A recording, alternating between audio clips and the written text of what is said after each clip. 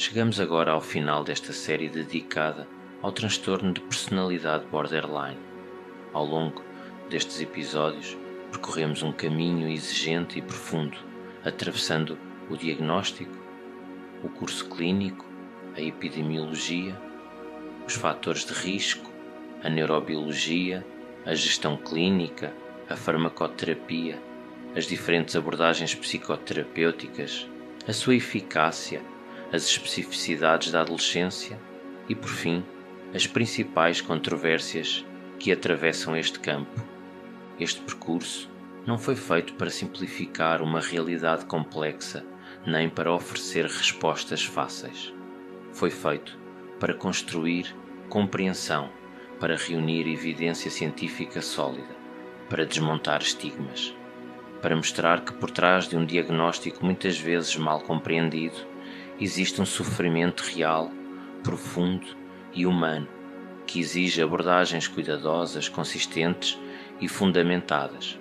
O transtorno de personalidade borderline é um transtorno mental comum, associado a comprometimento funcional significativo, elevada utilização de cuidados de saúde e custos sociais relevantes. O construto do transtorno mostra-se internamente consistente e mais homogéneo do que muitas vezes se assume. Ainda assim, permanece controverso se esta condição é melhor representada por um modelo categorial ou por uma abordagem dimensional da personalidade. Esta questão permanece em aberto e exige investigação futura para ser plenamente clarificada. O mesmo se aplica à compreensão dos fatores de risco, dos fundamentos neurobiológicos e do papel da cognição social e da neurocognição no transtorno. Apesar dos avanços significativos, ainda não dispomos de um modelo integrado que explique plenamente a complexidade do TPB. A investigação continua e é nesse movimento que o conhecimento se aprofunda. No que diz respeito ao tratamento, a evidência atual é clara em vários pontos essenciais. A farmacoterapia não é um tratamento de base para o transtorno de personalidade borderline. O seu papel está limitado ao tratamento de curto prazo de crises específicas e à abordagem de transtornos mentais comórbidos graves e bem delimitados.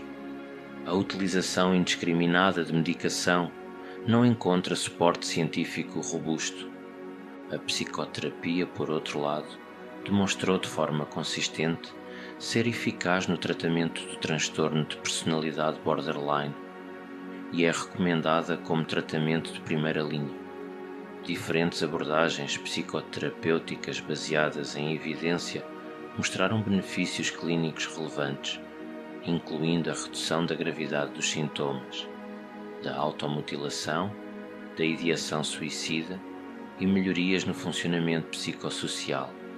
No entanto, apesar da diversidade de modelos disponíveis, não existe atualmente evidência fiável de que uma abordagem psicoterapêutica seja globalmente superior às outras. Algumas diferenças de eficácia reportadas em estudos recentes baseiam-se num número reduzido de ensaios e devem ser interpretadas com cautela. Ao nível dos grupos, as principais psicoterapias especializadas apresentam resultados comparáveis. Uma limitação importante a considerar são as taxas relativamente elevadas de não resposta e de recaída. Isto indica que, embora a psicoterapia seja eficaz, ainda não é suficiente para todos. A necessidade de aprimorar os tratamentos, aumentar a sua adaptação às necessidades individuais e melhorar os efeitos a longo prazo é evidente. Estudos futuros devem concentrar-se particularmente em pacientes em risco de não resposta, na redução sustentada da automutilação e da ideação suicida e na melhoria da continuidade terapêutica. Tendo em conta as elevadas taxas de abandono, outro foco essencial deve incidir sobre os pacientes que interrompem os tratamentos precocemente. Estes abandonos não devem ser vistos apenas como falhas, mas como fontes valiosas de informação sobre o que é vivido, como não útil ou mesmo prejudicial, permitindo aperfeiçoar as abordagens terapêuticas. Outra limitação relevante prende-se com a qualidade metodológica dos estudos disponíveis, que permanece globalmente modesta. São necessários mais estudos de elevada qualidade, tanto em adultos como em adolescentes. Com a transição progressiva de modelos categoriais para modelos dimensionais, a investigação futura deverá integrar medidas dimensionais de funcionamento da personalidade e traços de personalidade, em vez de se centrar exclusivamente em diagnósticos categóricos. Além disso, são necessárias comparações diretas, bem desenhadas e com poder estatístico adequado entre as principais abordagens psicoterapêuticas. Esses estudos devem garantir implementação rigorosa dos tratamentos, controle de vieses e colaboração equitativa entre diferentes orientações terapêuticas, identificar não apenas o que funciona, mas para quem funciona, surge como uma das vias mais promissoras para o futuro. E, no meio de todas estas limitações, há uma mensagem que merece ser sublinhada com clareza. Apesar das controvérsias, das lacunas e dos desafios, hoje sabemos mais do que nunca. Sabemos que o transtorno de personalidade borderline não é uma sentença definitiva. Sabemos que há caminhos terapêuticos possíveis. Sabemos que a mudança é real, mesmo quando é lenta, irregular ou silenciosa. Sabemos que o sofrimento pode ser compreendido, acompanhado e transformado. Talvez o maior avanço não esteja apenas nas técnicas, nos modelos ou nos números, mas na mudança de olhar, passar de uma visão centrada no rótulo para uma visão centrada na pessoa, passar do controle do comportamento para a construção de sentido, de vínculo e de segurança, passar da urgência de corrigir para a paciência de acompanhar. Se esta série teve um propósito, ele foi este: mostrar que, mesmo num território marcado pela instabilidade, é possível construir continuidade. Mesmo onde houve ruptura, é possível reconstruir ligação. Mesmo onde houve dor, é possível abrir espaço para algo novo. Porque compreender é, muitas vezes, o primeiro gesto de cuidado. E cuidar, quando é feito com conhecimento, consistência e humanidade, pode tornar-se um verdadeiro ato de esperança. Quero terminar esta série com uma nota pessoal. Não enquanto especialista, nem enquanto narrador distante, mas enquanto alguém que vive de perto a complexidade do transtorno de personalidade borderline. Alguém que acompanha, que aprende, que erra, que ajusta e que precisa de compreender para conseguir permanecer. Esta série nasceu da necessidade de saber mais para poder cuidar melhor, de transformar confusão em clareza, medo em entendimento e reação em presença. Ao longo deste percurso, ficou claro que acompanhar alguém com este transtorno não é apenas uma tarefa clínica, é uma travessia humana exigente, muitas vezes solitária, quase sempre invisível para quem está de fora.